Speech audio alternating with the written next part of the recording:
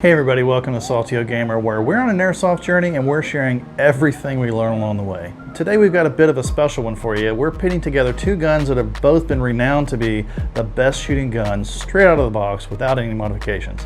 And I'm talking about these bad boys right here. I'm talking about the Krytac Trident MK2 versus the VFC Avalon. We're going to put these guys to the head-to-head test, and at the end of this video, you're going to know which one of these guys truly is the best out of the box. So stay tuned.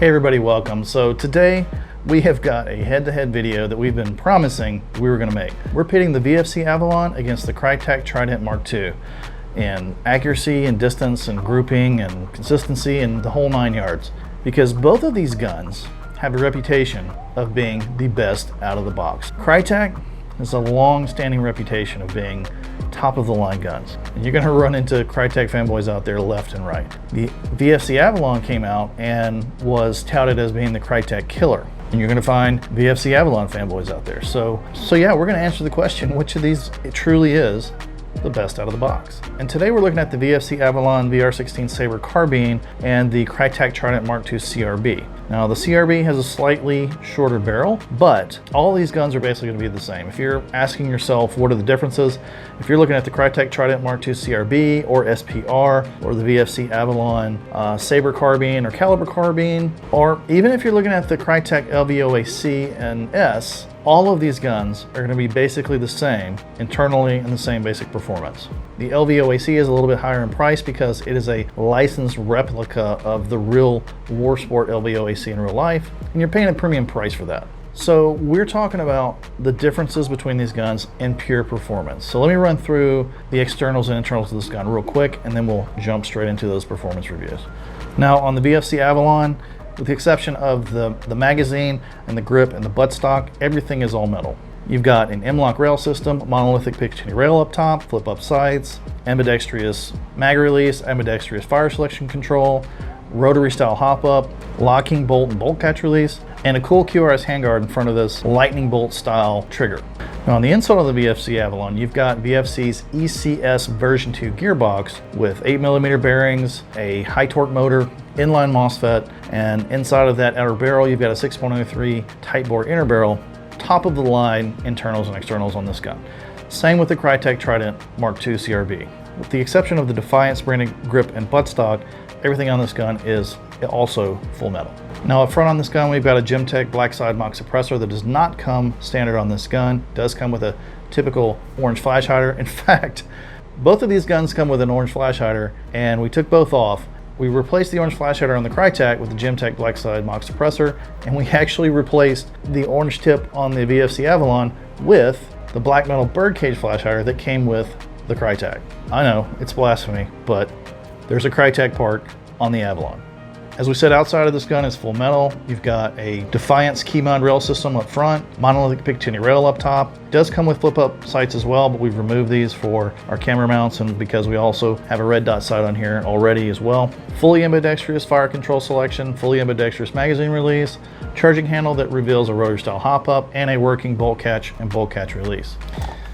Now on the inside of this gun, you've got Krytac's famous Nautilus gearbox, and it's got 8mm bushings, an inline MOSFET, high torque motor, and a quick change spring system. And then on the inside of this outer barrel, you have similarly a 6.03 tight bore inner barrel. So the question comes down to it, these guys both have top of the line externals, top of the line internals.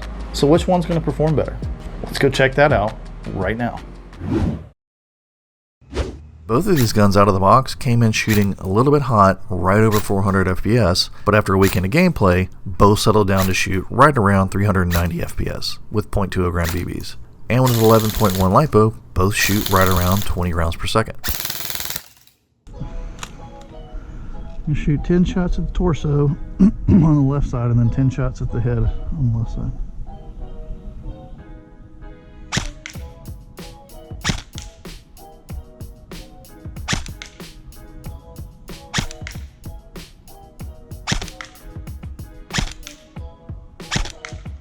All right, I shot 15, so I'll shoot 10 at the head. you'll notice we're using a shooting stand and being very careful to dial in our optics and pay very close attention to where we're pulling the trigger on our finger, because we want these shots to be 100% the gun doing the work. Right. So I did about 14 each, right?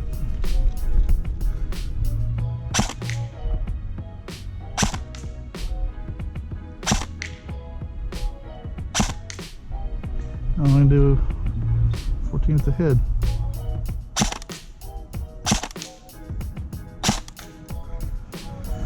All right.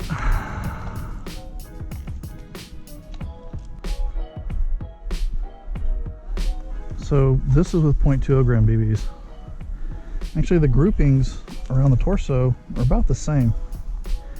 But it looks like on the Trident, looks like my sight is a little bit off to the right, because the groupings are off to the right. And even on the head shots, the groupings, you can see where I hit it all up in here, the groupings are on the right. So I think the groupings are pretty good. I think the sight was just off a little bit. The sight's pretty solidly on the Avalon, and the groupings are pretty good right in the middle. The groupings are pretty good right in the middle. I'd say they look about equal, at least with 0.20 gram BBs. I'm gonna take this one down. I'm gonna see how it does with 0.28s.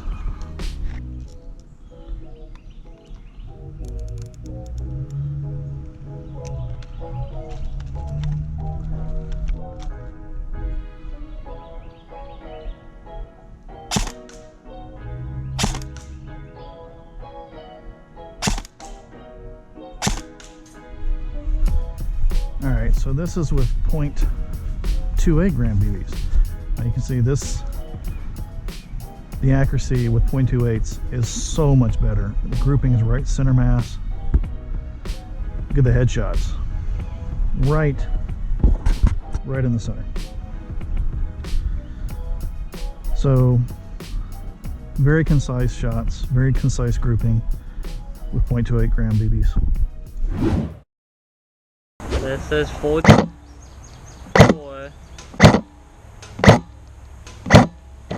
No, it's 64.9.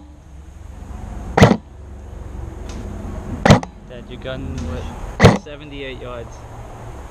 That hit the fucking grass. Wow. What's the second one?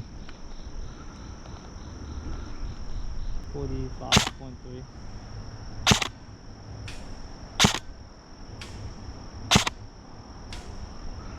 Okay, what's this third one? 61.2.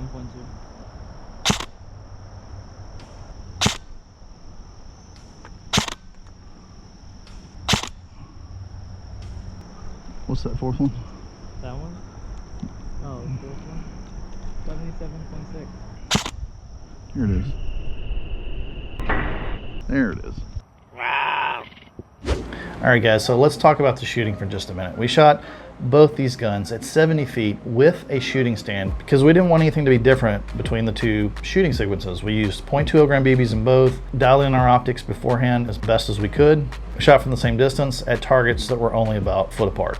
And now 70 feet is a reasonable distance. That's the distance that you're going to encounter people in real games quite often. So this was a real world scenario test, not just getting 20 feet away from a target and saying, look how well this gun shoots. So from 70 feet with 0.20 gram BBs, the grouping around the torso was pretty good. We never actually hit a bullseye, but it was pretty solid grouping and all pretty solid hits. And then when we went to the headshots, we also saw that the grouping was pretty good, right around that center red spot. We never actually hit the center red spot, but the grouping was really good and all of them were headshots. Now on the Krytac, I think we had a little bit of an optic issue. We tried to dial the optic in the best we could before the shooting sequence, but obviously the optic on the Trident was just a little bit to the right of target, which you can tell by the groupings. So the groupings are almost identical to the same torso groupings that we got with the Avalon and the headshot groupings. You can see if you look up in that little yellow area where all of the Krytac Trident headshot groupings were in that one circle. The groupings for the headshots and the torso shots were virtually identical between the two guns at 70 feet with 0.20 gram BBs. Now these guns both have lots of upgraded internal straight out of the box, And you're not going to run the field with .20 gram BBs. At least, please don't run the field with either one of these guns with .20 gram BBs, because there is inconsistency. Even at 70 feet, you can see that there's a bit of inconsistency. So even though both guns shot really well, we wanted to see what the difference would be with slightly heavier BBs. So we put .28 gram BBs in the Krytac and retook our torso shots and our head shots. And we did take the opportunity to slightly correct the optic back to dead center. And as you can see, the groupings were much tighter, much more consistent, much more accurate for both torso and head shots with the heavier BBs. And even though we didn't show it in the footage, the results were exactly the same with the Avalon with heavier BBs. Much more consistent, much more accurate, much better groupings. Now, distances with these guns, as you saw, again, almost identical. You're going to be able to hit a torso-sized target pretty consistently all the way out to 230 feet. Now for an M4, that's pretty fantastic. And your accuracy and consistency is just going to increase the closer and closer you get from that 200 feet. Anything within 200 feet with either one of these guns is almost automatic. So let's analyze our results for a second. Both of these guns came in a little bit hot, over 400 feet per second, straight out of the box, but after a weekend of gameplay, both settled down to around 390 feet per second with .20 gram BBs. Accuracy at 70 feet, virtually identical. Grouping, virtually identical. Consistency, virtually identical. And as you saw when we did our distance tests, also virtually identical. Although I have to say, even though both guns hit a max range of 230 feet, the Avalon seemed to be able to hit it on a little bit more of a line without as much loft, but still, the max range for both was around 230, 235 feet. Hop up straight out of the box? Virtually identical. Both of these guns can easily carry .28s, .30s, .32s. And even though we're talking about how these guns perform against each other straight out of the box, let's talk a second about upgradability, because we're just looking for something to differentiate these two guns from each other. I have been told that the Avalon has superior upgradability. I really can't vouch for that. I know both of these guns will accept a lot of really good aftermarket parts.